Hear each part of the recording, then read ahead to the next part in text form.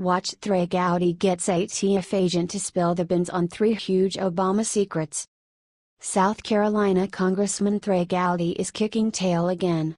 This time, Gowdy managed to break down an ATF special agent and got him to admit some troubling information about Obama. Gowdy recently questioned a former ATF special agent named John Dodson. By the end, we learned that everyone knew about Fast and Furious and it wasn't stopped because, as it moved up the political chain, it received more funding, more approval, and more attaboys. Wow, this is utterly disgusting. Gowdy nailed it when he said that was the stupidest idea he had ever heard.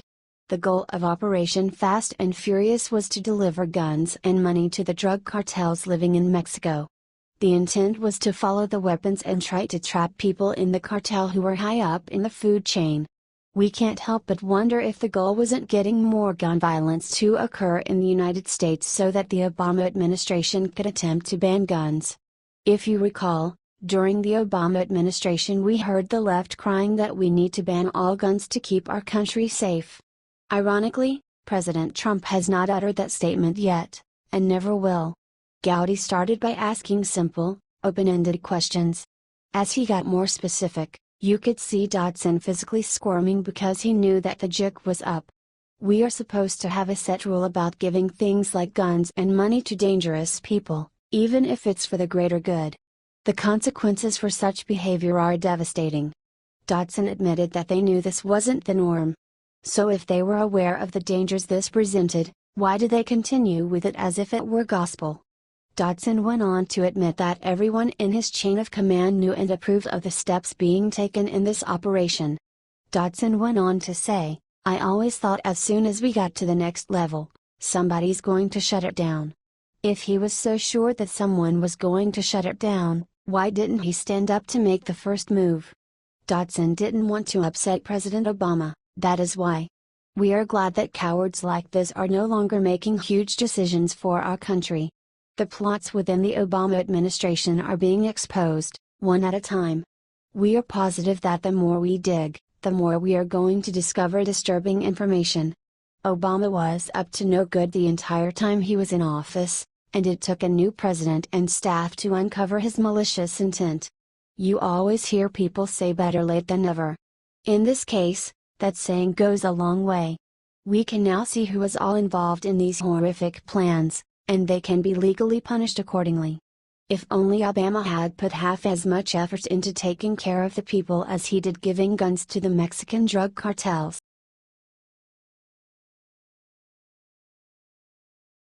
Alert: Martin Luther really predicted everything Trump is saying in 1517. Was he right?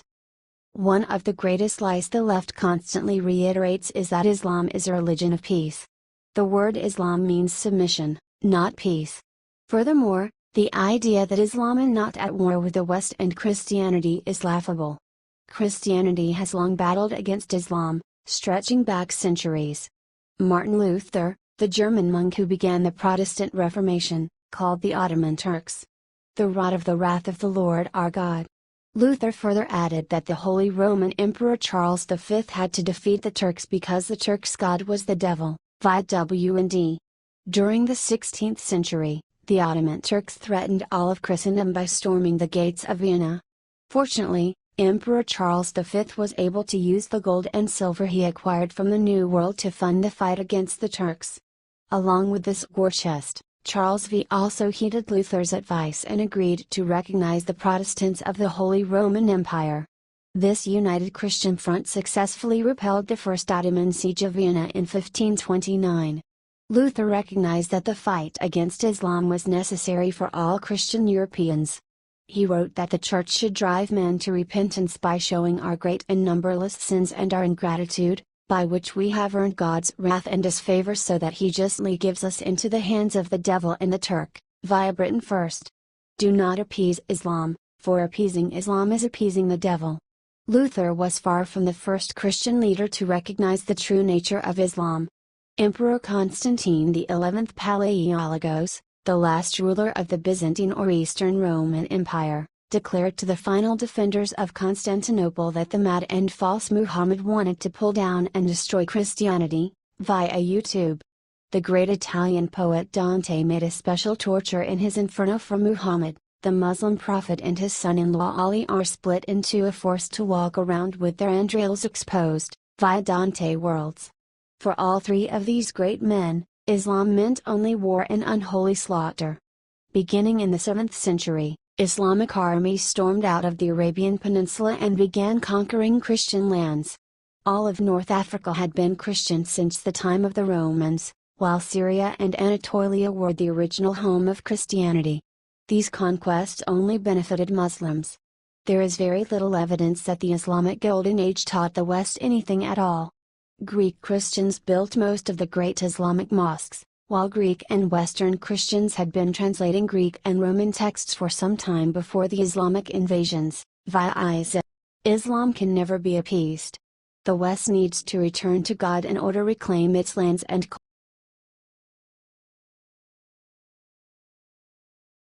Breaking Bikers for Trump defy libs with epic rally, media stunned. The special election in Georgia just got a heck of a lot louder. Bikers for Trump, a biker club dedicated to supporting the president, have thrown their helmets into Georgia's heated special election. The bikers are supporting Republican Karen Handel against young upstart Jon Ossoff. Via AJC, the bikers flocked to the Peach State in droves, some coming from Florida, to support Karen Handel's bid to replace Tom Price. Price is a veteran Republican representative who recently joined the Trump administration. The special election in Georgia has received considerable national attention and has already become the most expensive House contest in American history. Democrats are funding their golden boy Ossoff with millions of dollars of out-of-state funds. Ossoff, who doesn't even live in the district he is running for, has received a stunning 95% of his donations from out of state. Ossoff is running a concentrated media campaign in an attempt to turn the district blue. Democrats are hoping to make the election a referendum on President Trump. Karen Handel, on the other hand, is relying on grassroots support and the donations of Georgians living in the 6th district. The Bikers for Trump are the latest addition to her campaign team.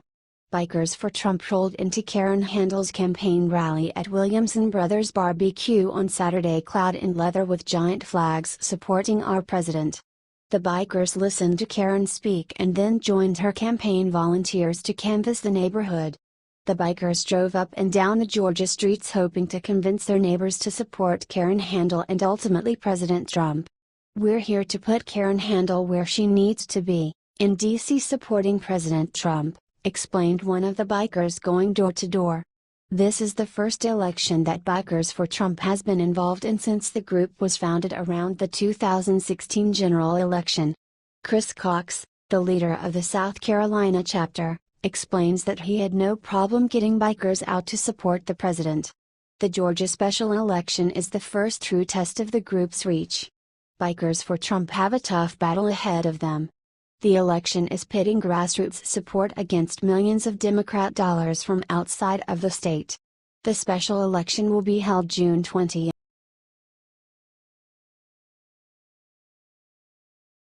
Breaking: Trump just crashed a wedding, what he did next shocked the guests. It is not very often that you can say a president crashed your wedding. A couple in New Jersey got the full experience over the weekend. The newly married couple were enjoying their night together at their wedding reception when President Trump just strolled right in. Trump stopped in, congratulated them, and took pictures with them. Needless to say, this is one night that they will never forget. According to Dennis Michael Lynch, the Trump National Golf Course used to come with a brochure telling people that there was a good chance the president could pop in and say hi, provided he was in the area. There are quite a few weddings held in the large reception area, so if Trump is in the area, it would only make sense that he would stop by and say hello to everyone. The couple, obviously excited beyond reason, took to Instagram to share some of the photos they took with President Trump. It is so refreshing to see a president that cares enough about the people in our country to stop, congratulate them on their wedding, and mean it. None of our former presidents had quite the charm that Trump demonstrates. We do not recall one story where Obama took the time to greet people just living their lives, particularly on such a big day. President Trump is cognizant of every facet of the American life. Obama was concerned only with how he could give away more of our money and resources to every country in the world besides our own, and we wonder why we were in such bad shape at the end of Obama's presidency. We were missing the all-important personalization factor that all people with power need to bring to the table. The patriots of our country don't want to deal with anyone robotic. We want to have someone who acts like another human being with feelings but who can be committed and stern when the need arises. It was fantastic to see the smiles on the faces of the happy couple in their photos with Trump. You can see in their eyes their great night turned into a fantastic night once the president decided to show up. We have been starved for honor and respect in the White House for years. It bothered us that we were forced to endure presidents who didn't take the time to talk to individuals instead of the collective group. There is now a drastic change in the way the president acts, and we couldn't be more appreciative. Can you imagine what would happen if a hardcore liberal had President Trump as a brief guest at their wedding? Part of us hopes that this encounter would show them how human our president is, and convince them that he isn't the monster the media makes him out to be. The alternative to this would be the media reporting that Hitler literally showed up to the wedding. Of course, if that were to happen, at least we could all get a good laugh from their foolishness. President Trump has proven time and time again how great he is. When is the media going to wake up?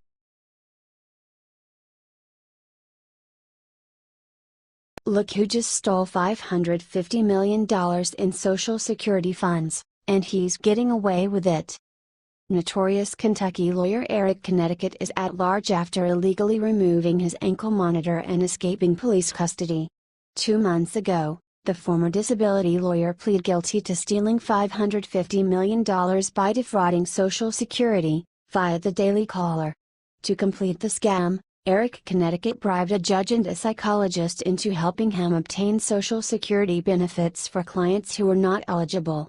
The judge was paid $10,000 per month to offer favorable rulings for Eric Connecticut's clients, and the psychologist was paid to write phony diagnoses that could grant the benefits. Eric Connecticut pled guilty to the fraud charges 2 months ago and was freed from prison on a bond. He managed to escape before a class action lawsuit against him went to court. During the investigation into Connecticut, the federal government reviewed 1,500 of the disability lawyer's clients and discovered that at least 800 recipients were not eligible for the benefits they claimed. Ned Billersdorf, the lawyer representing the former clients in the class action lawsuit, said he is not surprised that Connecticut fled. He was only surprised he was allowed out on bond in the first place. It was totally predictable that he would flee, explained attorney Billersdorf. There has been a betting pool going on in Prestonsburg on not if he would flee, but when. Eric Connecticut was famous in Kentucky for his larger-than-life publicity stunts. Connecticut constructed replicas of the Statue of Liberty and the Lincoln Memorial outside of the office and appeared in low-budget-looking ads featuring internet celebrities such as the Obama dancing girl. It was always a mystery how Connecticut was able to afford his extravagant monuments, but it is now clear that they were about using taxpayer money. The Obama Girl commercial cost upwards of $100,000, and the replica of the Lincoln Memorial cost $500,000 alone. It is insane that Eric Connecticut, who clearly had millions hidden away, was allowed to go free on bond. The rich are granted special privileges in our two-tier justice system. Sources close to Connecticut say that the former lawyer is probably hiding out in Cuba.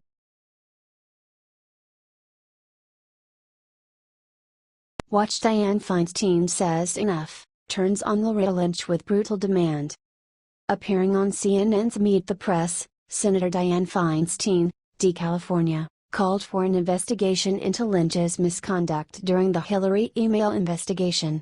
I think we need to know more about that. And there's only one way to know about it, and that's to have the Judiciary Committee take a look at that, she said. Via IJR, in his testimony on Thursday, former FBI Director James Comey admitted that former Attorney General Loretta Lynch asked him to downplay the investigation into Hillary Clinton. In fact, Comey was instructed by Lynch not to refer to the investigation as an investigation. Instead, he was asked to call it a matter or security probe. Hillary Clinton was the subject of multiple investigations in the lead-up to the 2016 election. One of the investigations was to determine if she mishandled classified information by storing State Department records on her private server. The investigation into the politically connected Clinton was extremely unusual, and the oddities of the case ultimately resulted in Comey's firing. Comey broke protocol to comment on the investigation and broke protocol again to condemn Clinton's actions. Even stranger, the then FBI director decided not to recommend prosecution due to a lack of intent on the part of Hillary Clinton, a standard with no basis in law. Intent does not matter when mishandling classified materials. The decision not to prosecute was made even more suspicious due to the conduct of then Attorney General Loretta Lynch, who also broke protocol and became personally involved in the investigation. Lynch instructed Comey to use the rhetoric of the Clinton campaign and avoid calling the investigation an actual investigation. Loretta Lynch met with Hillary's husband, Bill Clinton, in a secretive airport tarmac meeting that she later lied about. Worse yet, Lynch sent an email to the Clinton campaign assuring them that the investigation into Clinton would not go too far. All of the evidence suggests that Loretta Lynch obstructed justice and protected her party's candidate from prosecution. Even Democrats like Dianne Feinstein are left feeling queasy and demanding answers.